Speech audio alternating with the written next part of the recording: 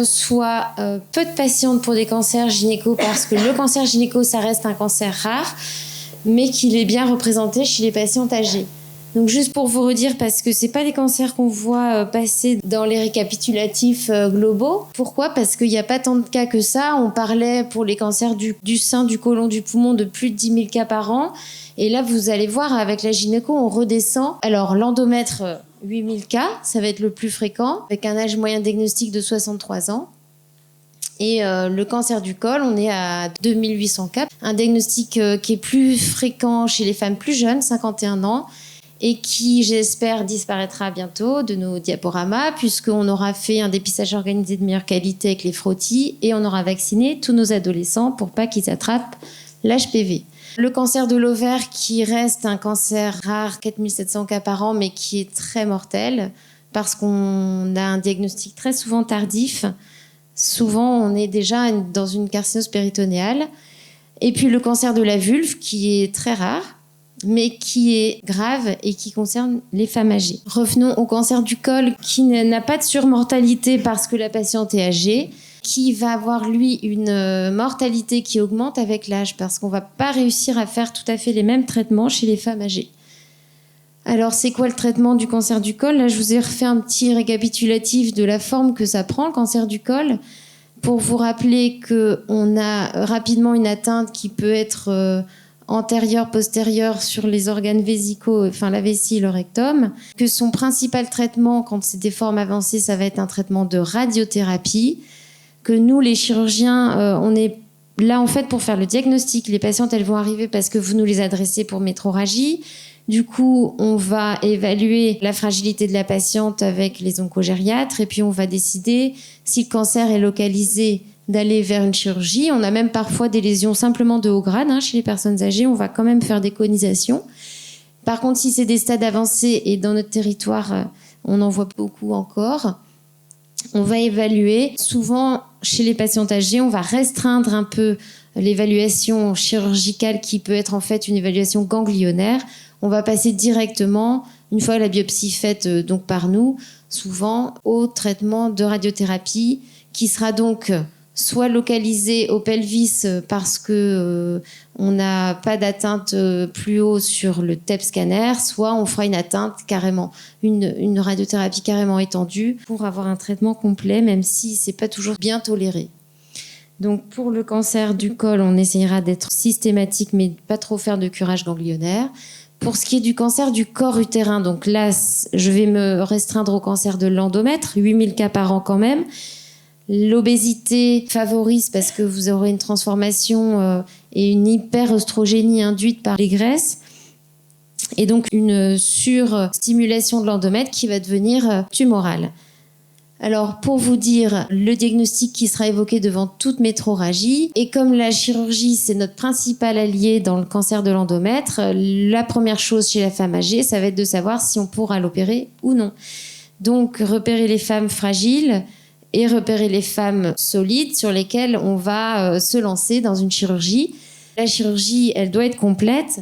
Donc, on a envie d'avoir une préhabilitation, c'est-à-dire adapter la nutrition, corriger l'anémie, revérifier si l'intérêt des anticoagulants est toujours présent, adapter, peut-être réduire les traitements s'il y a une polymédication. On voudra que la chirurgie permette à la patiente de retourner le plus vite à sa vie ordinaire, donc la favoriser en ambulatoire, éviter les drainages, éviter les sondes pour qu'elle puisse être réhabilitée rapidement, remise sur pied et retour à la maison. Donc on va favoriser, et ça c'est une exigence, c'est la voie mini-invasive. On a beaucoup de cancers qui sont pour l'endomètre au stade débutant, puisqu'en fait les patientes saignent, elles n'ont pas saigné depuis leur ménopause, elles sont tout de suite inquiètes, elles vous consultent assez rapidement. Donc, ce qu'on voudra également savoir, c'est si, donc pour éviter les curages, encore une fois, s'il y a une atteinte extra-utérine, on voudra faire des ganglions sentinelles. Et on va, pour les patientes fragiles, plutôt s'orienter vers une hormonothérapie, puisque c'est un cancer hormonodépendant. Et comme dans le sein, on va choisir des anti-aromatases ou des progestatifs à haute dose pour rendre quiescent l'endomètre, éventuellement même mettre un stérilet Mirena au contact de l'endomètre pour limiter l'extension de ce cancer. Souvent, c'est bien toléré. Les patientes, elles rapportent des petites douleurs articulaires, des bouffées de chaleur, de la fatigue, mais c'est très rare qu'elles l'arrêtent. Donc, on arrive à maintenir le traitement.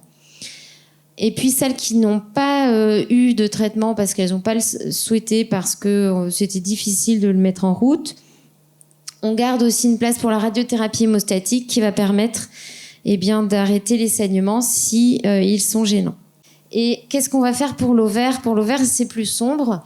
Vous avez accueilli une patiente qui avait mal au ventre. Des fois, on tourne un peu autour du pot. Finalement, l'échographie révèle de l'acide, une carcinose péritonéale dans la majeure partie des cas. Ou alors, coup de chance, elle a une douleur dans le dos. Vous faites un scanner pour son rachis. On découvre un kyste ovarien. Et là, on peut tomber sur des stades précoces. Quand est-ce qu'on pense à la génétique chez la femme âgée ? Beaucoup moins fréquemment que chez la femme jeune.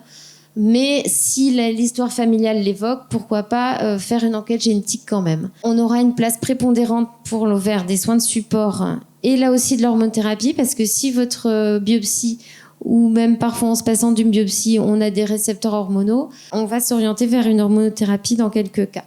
Pour ce qui est du diagnostic, on n'est pas toujours contraint de faire une célioscopie et de passer la patiente au bloc si elle est dénutrie, fragile et à risque. On peut se permettre de faire parfois, s'il y a une grosse atteinte des gros nodules, juste une biopsie sous scanner avec le radiologue pour lui éviter le bloc. Le socle du traitement, c'est quoi ? C'est et d'opérer et de faire de la chimiothérapie. Ça, c'est valable pour les femmes qui peuvent le supporter.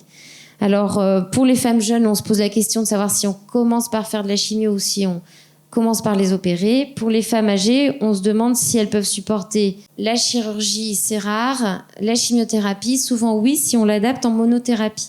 Du coup, là, c'est vrai que chez les femmes âgées, la mortalité, elle est vraiment conséquente. On a du mal à faire autre chose que les accompagner. Alors, je vous ai dit, la chimio, on peut la faire en simple drogue à la place du traditionnel duo carboplatine-taxol.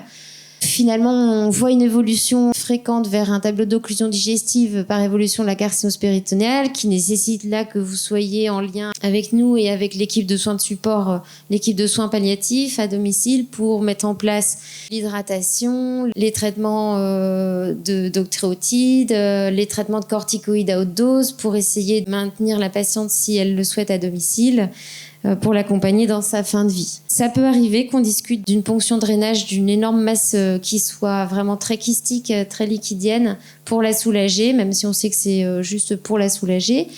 Et puis c'est rare qu'on discute d'une colostomie de décharge dans ces indications de carcinose péritonéale parce qu'en fait les obstacles ils sont multiples sur tous les segments intestinaux.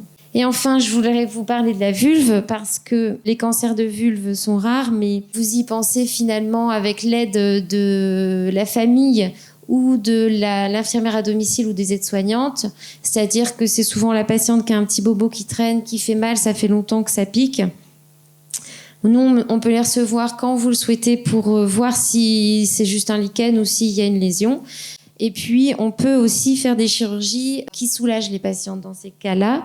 Une petite lésion qui est là, on peut tout à fait envisager de l'opérer et puis de faire un petit lambeau. La patiente sort le soir même ou le lendemain après qu'on ait vérifié qu'il n'y ait pas d'hématome. C'est simple, ça la soulage et ça lui permet d'avoir une vie plus confortable chez elle. Donc on ne va pas se lancer dans des chirurgies chez la femme très âgée s'il y a des gros lambeaux à prévoir. Si c'est invasif, on peut faire là aussi du ganglion sentinelle. Et puis, quelque chose qui ne pourra pas être opéré, on peut quand même l'irradier s'il y a besoin de limiter une évolution ou s'il y a une récidive ganglionnaire qui manifeste quelque temps après la chirurgie initiale. Pour moi, ce qui me paraît très important pour les cancers gynéco et les femmes âgées, c'est que c'est vraiment un trio entre les oncogériatres, nous et vous, parce que vous connaissez la patiente, vous connaissez sa famille. La famille, on insiste pour qu'elle vienne en consultation parce qu'on a besoin d'eux pour discuter de ce qu'on va faire. On a besoin des gériatres qui nous donnent aussi leur avis et qui parlent à la famille de ce qui est possible de faire, que ce soit dans un sens ou dans l'autre, de les freiner ou au contraire de les rassurer si on veut être assez actif et avoir une prise en charge quasiment normale, sans tenir compte forcément de l'âge. On va toujours essayer de distinguer ceux qui sont fragiles et ceux qui peuvent supporter le traitement conventionnel. d'évoluer vers une chirurgie mini-invasive en limitant la complexité, de réadapter pour que les patients soient plus tôt à leur domicile, et puis d'utiliser les soins de support avant, après et toujours. Voilà, je vous remercie.